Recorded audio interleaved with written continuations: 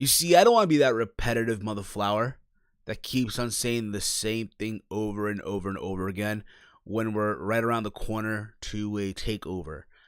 But it's crazy, once again, that NXT has done a better job of getting myself and all of you motherflowers excited for TakeOver Chicago 2 than the main roster doing a piss poor job getting you excited for Money in the Bank. If you are a motherflower out there that's going to tell me, nah, Steve, I'm actually looking more forward to Money in the Bank than I am TakeOver Chicago 2, there's not a doubt in my mind that you let your girlfriend tell you what to fucking do. Your girlfriend is the man in the relationship. There's not a doubt in my mind that your girlfriend carries your fucking wallet. Anywho, this is my review of NXT for June 13th, 2018, the go-home show to take over Chicago 2. And I gotta say, overall, I thought this show was very, very entertaining. Again, a very well go-home show. Something that Raw or SmackDown was not able to do this week, in my honest opinion. But that's my point of view, motherflowers. I want to hear from you. So in the comment threads, let me know your thoughts on this week's episode of NXT. If you enjoyed it, if you hated it, are you looking forward to, take over Chicago 2? Or if not, Money in the Bank, let me know in the comment threads. Or if not, on Twitter, @HeelSteven, where I tweet throughout all these shows, Raw, SmackDown, NXT, Impact, and stuff like that in between. So the show kicked off with a tag team match between the War Raiders versus two schleps, Ricky Martinez and Justin Storm. That's how you just have a generic jobber name, like an enhancement talent name, right? Ricky Martinez and Justin Storm. This match honestly was a short match where the War Raiders literally just show their dominance here. They got the easy win. Again, you want to showcase these guys to the fullest extent, so why not by having them beat up, random bums every single week? After the match, they got on the mic and they called out the Mighty. As you all remember last week, the Mighty issued, a challenge, or they were calling out the entire tag team division. And in those names that they mentioned, they referenced the War Raiders. I just said War Machines, but you kind of get the idea. The War Raiders, right? And I guess this week right now, as we saw, Hanson and Rowe responded, and for what it looks like, hey, you know what? I have no problem seeing a feud, if you will, between the War Raiders and the Mighty. Even though I'm gonna say this, I don't know how you guys feel about this, but I'm a little confused because I remember when the War Raiders debuted, right, at the NXT. I get that they taped prior to TakeOver New Orleans, right? They came out and they attacked Heavy Machinery and Sabatelli and Moss. And I thought, okay, they're coming in as a monster heel tag team. But yet here they are now, weeks later, and they're getting cheered. People are chanting war, war. And from what it was, people were actually enjoying that whole the whole thing of them calling out, the Mighty. That being said, again, I'm not saying, it's a bad thing or anything like that. I look forward to seeing the feud if it develops, what have you. But nonetheless, it's just one of the things I'm just confused with because, again, I thought they were coming in as villains or heels, but now they're just getting cheered and shit. But we'll see how this goes. We get a video package hyping up Gargano versus Ciampa 2, the street fight, how it all started from the very beginning, from them being DIY, how they're going back to the scene of the crime where Ciampa turned on Gargano. And it's funny because they were playing all these clips, right? And in between each clip, you had Gargano speaking, you had Ciampa speaking, right? Talking about what happened in between. And it felt like they were talking to each other in a way. I enjoyed it. Don't get me the fuck wrong. I said this numerous weeks heading into the show, and I'm gonna say it here right now. There's not a doubt in my mind that Gargano and Ciampa 2 are closing this show. They are gonna close the show. They are the main event. They have been the focal point of NXT right now, which in essence caused Aleister Black, who's the current champion, to become the forgotten champion almost, which is understandable, but still, again, I look forward to the match. I think, again, it'll be a fun match. I'm not sure if it's going to outdo their TakeOver New Orleans match, but I'm looking forward to seeing them try. if you get the gist here. We then get EC3 versus Cassius Ohno. The match was, entertaining for what it was. It didn't go, anything crazy here. The build here, because last week, apparently, Cassius Ohno was doing a photo shoot, right? A freaking photo shoot. And EC3 interrupts him, and I guess that kind of made Cassius Ohno feel some kind of way, and they had a match. This is the build. Good. Short to the point, right? Building up a match. And the match, like I said before, it wasn't something to go crazy for or anything like that. Just a standard TV match, something you would have definitely seen on the independent circuit years ago when these two guys were on the indie circuit to an extent. There was moments, obviously, where Cassius Ohno was dominant. Like, he was having the full momentum, and then things just shifted, and there was a moment where the end of the match where Ohno gets caught on the rope. I guess his throat got caught on the rope, or his chest, or whatever it was, which caused EC3 to hit the 1%er, or I guess this new version of the 1%er where he hoists someone up and then does like a fucking, like a drop, whatever the fuck it is. I'll be honest, I'm not big on the EC3's, current finisher in NXT. I prefer the Impact Wrestling one. I'm not saying that, oh my God, I'm not trying to come off like a fanboy here. I'm not. But if I'm to pick the finishers here, I get probably why they're doing this, I guess, to prevent, head trauma. Shit like that. But at the same time, hey, on the main roster, you got Rollins doing the fucking stomp every single fucking week. But at the same time, if it was up to me, I would just have him, EC3 that is, going back to his old finisher that he did in Impact Wrestling and shit like that. That's just me, of course. But at the same time, though, when the match was over, you see Ohno had this look on his face because, like, he's been, from what I've been seeing, right, on his losing streak. And it stemmed all the way from TakeOver, I want to say Philadelphia, where he lost to Velveteen Dream. And then he lost to Tommaso Ciampa a couple weeks ago when he was trying to fight in the honor of Johnny Gargano. And now here he comes again, losing to EC3. This had to do something to him, makes him, feel affected in some way. It has to lead to something somewhere down the road. Maybe, I guess, a heel turn, I don't know, something like that. But we'll see. I look forward to seeing where this goes. But at the same time, we're seeing that, like, Cassius Ohno can't get a fucking win anywhere. He's like fucking, he's broken goods, if you will. But we'll see where that goes. We then get Bianca Belair versus Aaliyah. This was a short match as well. Obviously, Bianca Belair getting the fucking win easily. There's a moment again where she did the whole deadlift, like freaking lifting up Aaliyah like she did Candice LeRae a couple weeks ago. Got a crazy ass pop that she threw Aaliyah into the turnbuckle, I think it was. Then in the end, she did like I guess it was like a drop as well, where she hoisted someone up, right?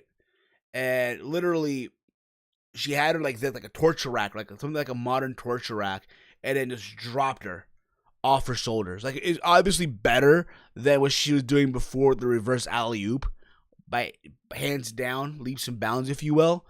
But at the same time, like I said before, end of the day, it was like a face buster. So she literally had Aaliyah in a torture rack and then did it to a face buster.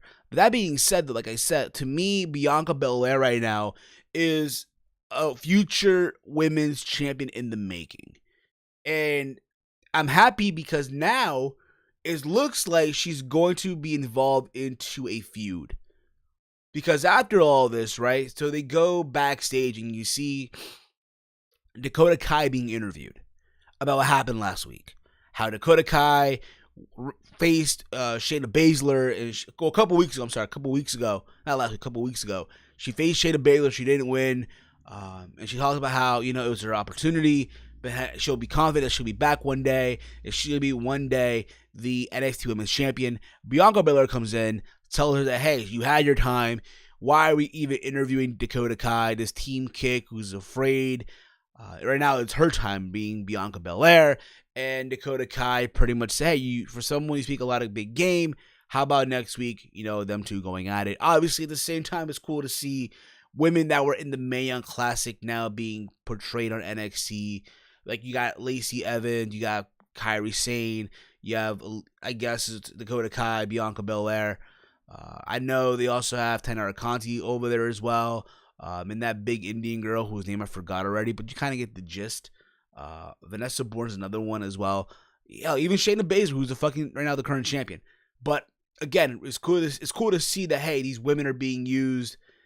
And again, I look forward to seeing the match. Again, it should be a match where Bianca Belair should win, if you ask me, next week. So next week, again, we're getting Bianca Belair versus Dakota Kai. After this, we get what I thought would be the main event. It kind of was the main event, like the final match of the show. It was Pete Dunne defending the UK Championship versus Kyle O'Reilly. They're making this like a big deal, being that Kyle O'Reilly being the first Canadian to challenge for the UK title. And these two guys, I'm telling you right now, had the match of the night. These two motherflowers went out there and tore the fucking house down. They literally did for the UK Championship.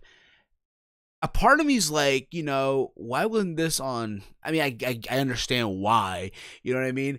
This is some shit you could have seen on a takeover. You know what I mean? But again, being that Kyle O'Reilly defended the tag title at TakeOver Chicago 2 with Roderick Strong against Oney Lorcan and Danny Burch, it is what it is. But again, these two guys, had an amazing fucking match. What I liked about it too was the fact that it reminded a lot of people that Kyle O'Reilly, yes, he's a talented performer as a tag team competitor when he was with Bobby Fish as Red Dragon, even right now with Roderick Strong because Bobby's out with an injury. But he also reminded all of you that Kyle O'Reilly, he's also a very good singles competitor, which, again, we've all seen in Ring of Honor and PWG, and give you that glimpse of hope that somewhere down the road, Kyle O'Reilly can transition to that singles run. Because if you're real about it, you look at his time in Ring of Honor. The big feud in Ring of Honor for Kyle O'Reilly was Adam Cole. Obviously, they're in a group now, but who to say somewhere down the road in NXT we see Adam Cole versus Kyle O'Reilly, and we all know how good that feud was in Ring of Honor. Why the fuck not, right? Only one can fucking hope. But again, this match was a crazy back and forth match.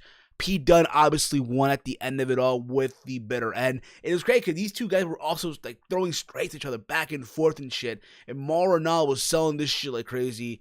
But again, this was obviously the match of the night. Pete Dunne got the win after the Undisputed Era comes out to attack Pete Dunne. And then Oney Lorcan and Danny Burch come out to make the save, level everything out. And again, it gets you in some way, shape, or form, make you want to watch that tag team match this Saturday night at TakeOver Chicago 2 between Kyle O'Reilly and Roderick Strong versus Danny Burch and Oney Lorcan. At the same time, it's like, wait a minute, we're going into a TakeOver Chicago, right? Even though to me, TakeOver Chicago 2 is a throwaway TakeOver, all the fuck you want. And Adam Cole is not defending the North American Championship. Like, I understand he's defending it at Evolve a couple weeks from now, whatever the fuck it may be, against Walter, who's the current Evolve champion, to my understanding. Which is fine and dandy, but again, it's a TakeOver, right? Why the hell are the North American title not being defended besides me? But there you go with that. Then we get the closing segment of the show. We had Aleister Black talking about what happened a couple weeks ago where Laura Sullivan caught the Black Mass kick with one hand. And even though that caught him off guard, it did not change the fact that when it's all said and done, Lars Sullivan will fade to black, and he will successfully defend the championship at TakeOver Chicago 2. Out comes Lars Sullivan, and literally once again attacks Aleister Black. With multiple, not one, not two, but 3 freak accidents. 3 freak accidents to Aleister Black. Aleister Black had no offense, which tells me, which makes me want to believe that, hey, I take over Chicago 2. The way they've been building this shit up, even though Aleister Black, like I said before, has become like the forgotten champion because of what's the bigger feud right now at NXT, and the way that he's been getting literally 0 offense into this build, it makes me want to believe that Aleister Black will actually prevail at TakeOver Chicago 2. I'll be in shock. I would really be in shock that Lars Sullivan, in his first match for the championship, the NXT championship that is, wins. I'll be shocked, but at the same time, hey, listen, I honestly thought that Andrade Cien Almas was not going to be Drew McIntyre. at Takeover War Games, and he did. Shocked the hell out of me, shocked the hell out of everybody. So anything can happen. But again, it's one of those things where it's like, eh. And at the end of it all, right, you see Lars Sullivan dragging Aleister Black to the announce table, right? And he puts Aleister on the announce table, and he hops on, grabs the championship. That's how they close the show. With Lars Sullivan looking down on a lying down Aleister Black. Again, this show was entertaining. It made me want to look forward to TakeOver Chicago 2. It got everyone, I guarantee you, feeling the same way. And it's amazing once again how NXT does a better job of getting the fans excited for a takeover. Meanwhile, while the main roster gives everyone, whether it's Raw or SmackDown Live, chicken shit heading into Money in the Bank. What a shame. But at the same time, hats off to NXT. I'll be doing my predictions video for TakeOver Chicago 2 probably tomorrow, or probably by Friday.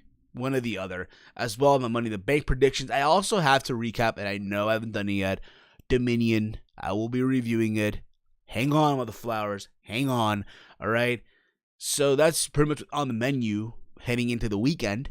Alright? But thank you all for watching. Again, guys, give me your thoughts down below in the comment threads of this show. If you liked this week's episode of NXT, are you looking forward to it? Even though at the same time, I'll say this, the match that I look forward to, the match that I think will steal the show, is obviously Ricochet versus the Velveteen Dream. But I want to hear from you, motherflowers, in the comment threads, or if not, let me know on Twitter, @HeelSteven. Thank you for watching. As always, hate, comment, and subscribe. Until next time, it's me, it's Steve, and I'm out, motherflowers.